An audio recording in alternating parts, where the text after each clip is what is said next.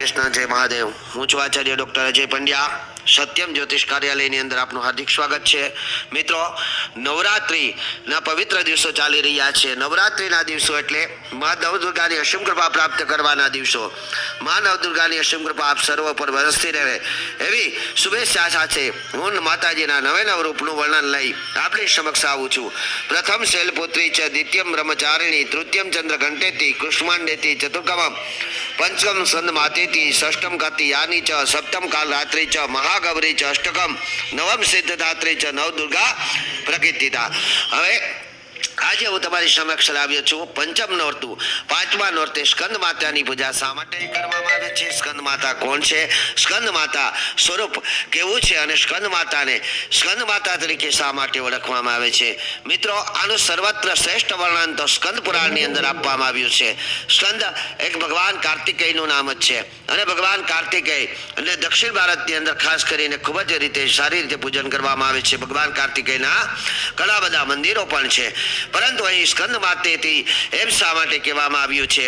આ સર્વત્ર વાત લઈને આવ્યો છું। મિત્રો, તો હજી સુધી આપે મારી યુટ્યુબ ચેનલ ડોક્ટર અજય પંડ્યાને સબસ્ક્રાઇબ ન કરી હોય તો સબસ્ક્રાઇબ કરી લેજો, બેલ આઇકોનનું બટન દબાવી દેજો, સાથે સાથે મારા દરેક વિડીયોને આપના સ્નેહીજનો સુધી શેર કરજો, જેથી કરી અને હિન્દુ સંસ્કૃતિનું મહત્વ તે પણ જાણી શકે। અહીં નવરાત્રિના દિવસો એટલે માતાજીની અસીમ કૃપાથી શ્રેષ્ઠ ઉર્જા પ્રાપ્ત કરવાના દિવસો છે, સત્યતાને પ્રાપ્ત કરવાના દિવસો છે, પોતાના જાણતા જાણતા કરેલો અને પાપોને વિનાશ કરવાના દિવસો છે। આથી કરી આ ઉર્જાને એકઠી કરવી હોય તો આપણે અનુષ્ઠાન અથવા યજ્ઞ કર્મ કરતું રહેવું જોઈએ। અહીં નવે નવ દિવસ સુધી માતાજીની અસીમ કૃપા પ્રાપ્ત કરવા મેં આપણે પહેલા કીધું એમ કે હું તો અનુષ્ઠાન કરી રહ્યો છું, પણ આપે પણ અનુષ્ઠાન કરવું જોઈએ। સ્કંદ માતા સ્વરૂપ કઈ રીતે આવ્યું? મિત્રો, જ્યારે આખા બ્રહ્માંડની અંદર તારકાસુરે હાહાકાર મચાવી દીધો, તેને હરાવનાર કોઈ નહોતું, દરેક દેવી દેવતાઓ તેની સામે હાર સ્વીકારવા લાગ્યા, ત્યારે એટલે કે દેવતાઓ ત્રાહિમામ પોકારી અને ભગવાન વિષ્ણુ પાસે જાય છે।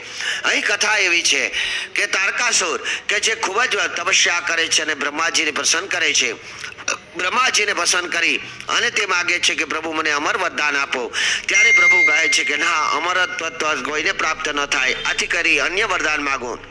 અહીં તારકાસુર વિચારે છે કે ભગવાન શિવ સતીના વિયોગની અંદર તપસ્યા કરવા માટે વયા ગયા છે અને સતી જ નથી તો એને ત્યાં કોઈ સંતાન નહીં હોય, આથી કરી અને ભગવાન બ્રહ્માજી પાસે તારકાસુર માગે છે કે હે પ્રભુ, હવે મને જો મારે મૃત્યુ થવાનું હોય તો ભગવાન ભોલેનાથને હાથે થાય અથવા તો એના કોઈ પુત્રને હાથે થાય। બ્રહ્માજી તથાસ્તુ કહે છે। બ્રહ્માજી તેની વાતને સમજી શકતા નથી, બ્રહ્માજી તથાસ્તુ કહી દે છે। આ બાજુ તારકાસુર સર્વત્ર પ્રકારે હાહાકાર મચાવવા લાગે છે, સ્વર્ગ ઉપર રાજ કરી લે છે, ઇન્દ્ર સહિત પવનદેવ સહિત દેવી દેવતાઓ ત્રાહિમામ પોકારી જાય છે અને ભગવાન વિષ્ણુના ચરણે આવે છે। ત્યારે ભગવાન વિષ્ણુ નારદજીને આજ્ઞા કરે છે, નારદજી હિમાલયને ત્યાં આવે છે અને હિમાલયની પુત્રી એટલે કે જેને આપણે પ્રથમ શૈલપુત્રી દ્વિતીય બ્રહ્મચારિણી તરીકે ઓળખીએ છીએ એવા માતાજી શૈલપુત્રી પાર્વતીને નારદ મુનિ સર્વત્ર વાત કહે છે અને કહે છે કે હે દેવી, તમારા માધ્યમથી જે બાળકનો જન્મ થશે તે જ બાળક આ રાક્ષસોનો વિનાશ કરશે। આથી કરી અને આપે એટલે કે ચાર દેવીઓની કથા સાંભળી અહીં માતાજી શિવજી સાથે લગ્ન કરે છે અને ભગવાન ભોલેનાથની ઉર્જા અને મા પાર્વતીજીની ઉર્જાની એટલે કે જ્યારે રજગણ એટલે કે ભેગો થાય છે અને તેમાંથી એક અનકાશ બાળકનો જન્મ થાય છે। આ બાળક એટલે કે એક બિંદુ રૂપે આવે છે અને એ બિંદુ ભગવાન એક ખૂબ જ ઉર્જાવાન હોય છે, જાણે કે હજારો સૂર્ય તપતા હોય એવું એક કૃષિક બિંદુ હોય છે। આ બિંદુને ભગવાન ભોલેનાથ ઇન્દ્રને આપે છે, પરંતુ અતિશય થકતું હોવાના કારણે, અતિશય તાપર હોવાના કારણે ઇન્દ્ર તેને સંભાળી શકતા નથી અને તે અગ્નિદેવને આપી દે છે। અગ્નિદેવ આ બાજુ એ બિંદુને લઈને ચાલતા થાય છે, પરંતુ તે બિંદુ એટલું તપતું હોય છે કે અગ્નિદેવ માટે પણ સંભાળવું ખૂબ જ અઘરું હોય છે। આ બાજુ અગ્નિદેવને થોડીક તપસ્યા લાગતા જે ગંગાની અંદર એટલે કે હાથ ધોવે છે, આ સમયે ગંગા મૈયા તે બિંદુનો સ્વીકાર કરે છે અને 6 બહેનો સાથે આ બિંદુને રાખવામાં આવે છે. અહીં ધીરે ધીરે કરતા ટૂંક સમયની અંદરથી તેમાંથી એક બાળક ઉત્પન્ન થાય છે અને આ બાજુ સ્કંદ માતાજીને તે બાળક મોટું થવા લાગે છે. માતાજીનું અલૌકિક સ્વરૂપ છે. માતાજીના 4 હાથ છે અને સિંહ ઉપર માતાજી સવાર છે. માતાજીના એક હાથની અંદર આ બાળક એટલે રમતો દેખાય છે. આ બાળક બીજું કોઈ નહીં પરંતુ ભગવાન કાર્તિકેય હોય છે.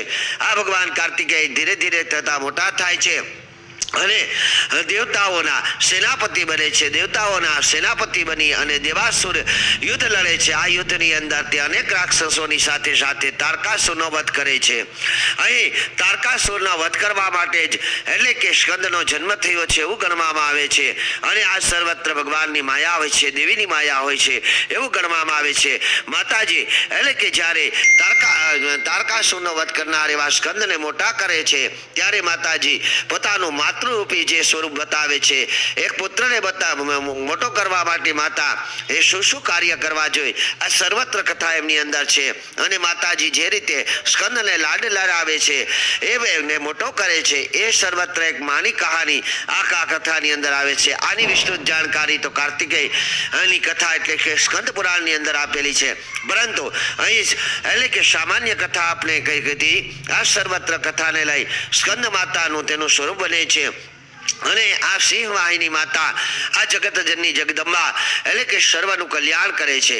અહીં મેં વારે ઘડી એક વાત કરી છે કે આપે આ નવરાત્રી દરમિયાન મોટી ઉર્જા પ્રાપ્ત કરવી જોઈએ અને એ ઉર્જા પ્રાપ્ત કરવા માટે આપે જીવનભર કરેલા પાપો આપના વર્ષ સમય દરમિયાન કરેલા પાપોનો વિનાશ થાય છે. 9 દિવસ માતાજીની અસીમ કૃપા જો આપણી પર થઈ જાય તો આપ સર્વ સુખ સંપત્તિને પ્રાપ્ત કરી શકો છો.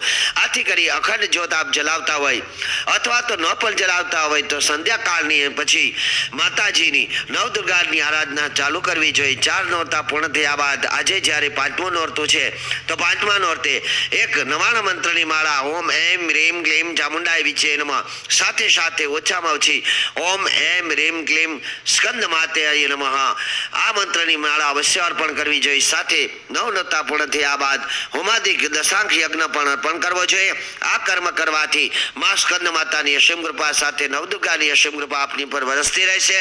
આપ સર્વનું કલ્યાણ થાઓ. જય માતાજી.